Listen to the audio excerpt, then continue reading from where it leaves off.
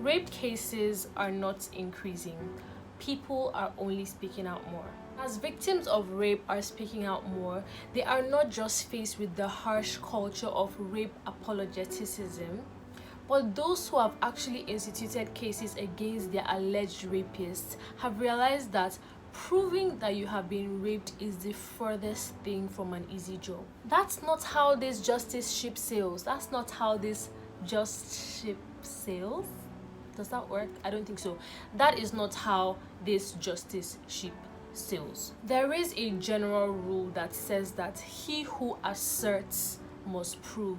So if you're stating that something has happened, the responsibility to prove is on you. Now, generally, there are two standards of proof. The first is proof based on the balance of probabilities, or proof based on preponderance of evidence. Now, this is a game of weight of evidence, not really of the quality of your evidence, but the quantity.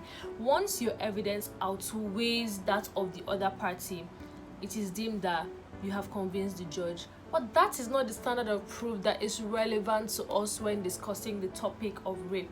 In criminal charges such as rape, the standard of proof you have to meet is proof beyond reasonable doubt. It is not enough for the judge to believe that you are probably guilty. Proof beyond reasonable doubt is proof that is close to an absolute certainty. To be found guilty of a crime, rape in this instance, there must be proof beyond reasonable doubt that you A. did something against the law, B.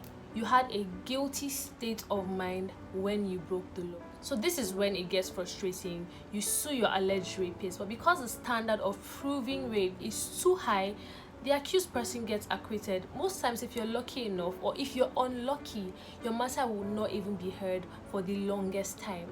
It is very disheartening, and it is mentally straining to see the person who has raped you, who has abused you, walking as a free man on the street and unfortunately moving on to his next target. So is the standard too high?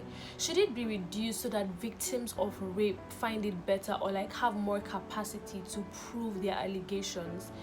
For me, on one hand, reducing the standard of proof would help victims of rape in getting justice, but at the same time, reducing it might mean those rare cases when there is a false allegation of rape, someone who is innocent can go behind bars for a sexual offense, and that is like really grave. So my opinion is, let's not run away from the standard. Let's work to meet up with the standard. What I mean when I say working up to meet up with the standards, right, is talking about like having adequate facilities in place to help victims.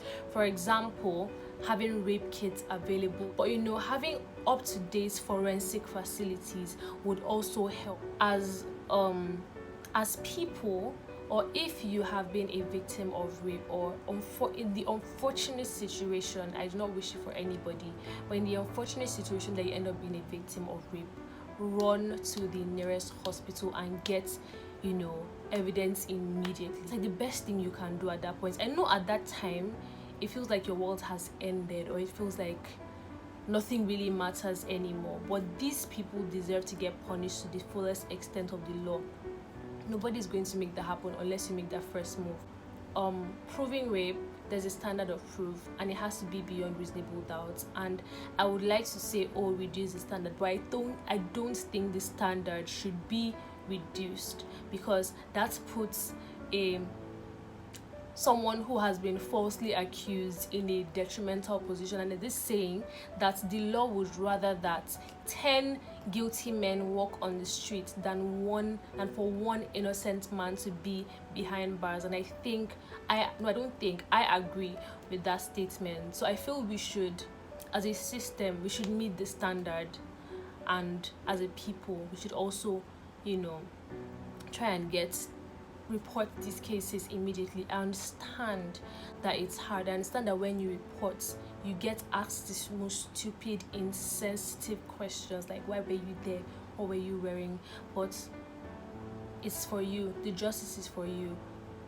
putting that person behind bars is for you, and you're going to save so many other people from being victims of rape. So yeah, I think that's what I have to say for today on the rape topic. We're not done. There's this thing I've been talking about, reactive content, proactive content. Most times we wait for something to happen, for someone to get rid before we come out like, my god, say no to rape, this and that. But no, we need to keep talking about this every day. If it's to like actually go out and start like educating people about consent, children actually, from like the earliest age, we're going to have to do that. What I'm doing is trying to change the society one mind at a time. If you can affect one mind out of the millions of Nigerians today, that's fine and that's great. So see you guys in the next video.